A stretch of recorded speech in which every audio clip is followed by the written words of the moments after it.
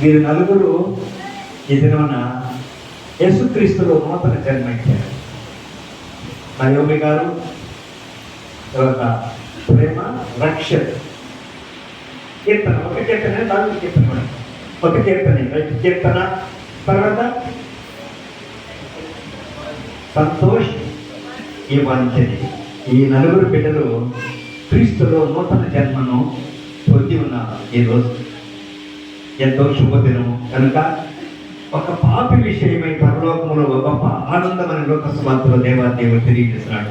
99 మంది నీతిమంతుల విషయం పరలోక రాజ్యంలో సంతోషం లేదు. కానీ ఒక పాపి అంటే నేను నిజముగా పాపిని ప్రభువా, పాపమును క్షమించు అని పశ్చాత్తాపడేటువంటి వారి విషయంలో దేవాదేవుడు తెలియజేస్తున్నాడు. లోకస్వార్థలో గొప్ప సంతోషము అని చెప్తున్నాడు.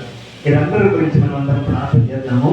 ఆ తర్వాత మన కార్యక్రమం కూడా ఉంటుంది. ఇది మన ఈ కార్యం అంతా కూడా ఒక 15-20 నిమిషాల్లో మనం క్లోజ్ చేసుకుంటాం. ప్రార్థన చేస్తున్నాం. ఇప్పుడు వస్తున్నాయినా అంటే మనం ప్రేమించి మీరు ఇచ్చిన ఈ సమయంలో బట్టి స్తోత్రములు. ఈ సమయం చూడలేక ఎంతమంది గతించిపోయినారు సభ.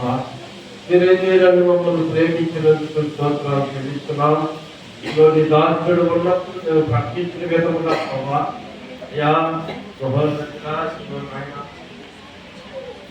ప్రభాసములో 30వ దినాన్ని బాప్తిస్మ కార్యక్రమాన్ని దాసుడి ద్వారా ప్రకటించబడింది. ఆయన ఆ కార్యాన్ని ప్రభాసుడు నెరవేర్చినందుకు నేను ముందుగా నిన్ను సూచిస్తున్నాను. ఈ దాసుడి ప్రభా ప్రకటించిన కార్యక్రమాల్లో ప్రభా ఈ నలుగురు బిడ్డల ప్రభా నిన్ను కనపరిచినారు, నిన్ను సంతోషపెట్టినందుకు ముందుగా నీకే స్తుతులు స్తోత్రాలు చెల్లిస్తున్నా. ఆయన మీరే కార్యం జరిగించండి. ఈ బిడ్డలను దీవించి ఆశీర్వదించి మీ ఆశీర్వాదం బిడ్డల మీద ఉంచండి. అయ్యా బిడ్డలు ఎక్కడ ఆయన బలహీనులు కాకుండా మీరే బలపరిచి ఆయన స్థిరమైన మనసు పుట్టించి ఆయన స్థిరముగా నీ కొరకు ఆయన నీ చేతులు చేసినందుకు కారణం అయ్యా వారి జీవితాంతము నీకు లోబడి నీ వాక్యానికి లోబడి జీవించడానికి సహాయం మా ప్రార్థన ఆలోచించండి. లోకంలో ఎక్కడ నెమ్మది లేదు. ఈ బిడ్డల లోకం వైపు చూడకుండా లోకాస్తుల వైపు చూడకుండా ఎల్లప్పుడూ నీ వైపు చూసి నిన్ను కనపరిచి నిన్ను మహిమపరిచి పెట్టగా చేసుకున్నాను. నీ తల్లి తోడుగా వచ్చమని యేసు క్రీస్తు ఘనమైన నామం జీవము గల నామమును బట్టి అడిగి వేడుకొని ప్రార్థిస్తున్నాను తండ్రి.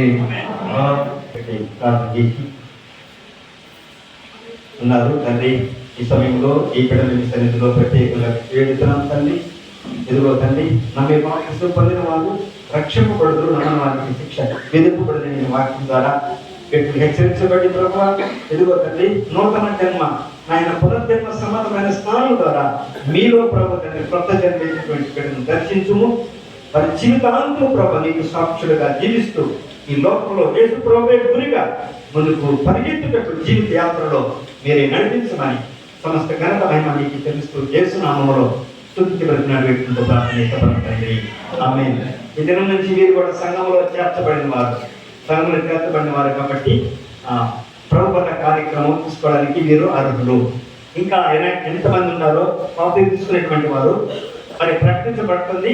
ప్రతి నెల కనీసం నెలకొకసారైనా బాప్తిసం తీసుకోవాలని ఇవ్వాలని దేవుని యొక్క సంకల్పము. అది పాస్టర్ గారి యొక్క ఉద్దేశం కూడా ఉన్నది. దేవుని చిత్తమైతే ఆ విషయాన్ని బట్టి మీరు ప్రార్థన చేయండి. సమయంలో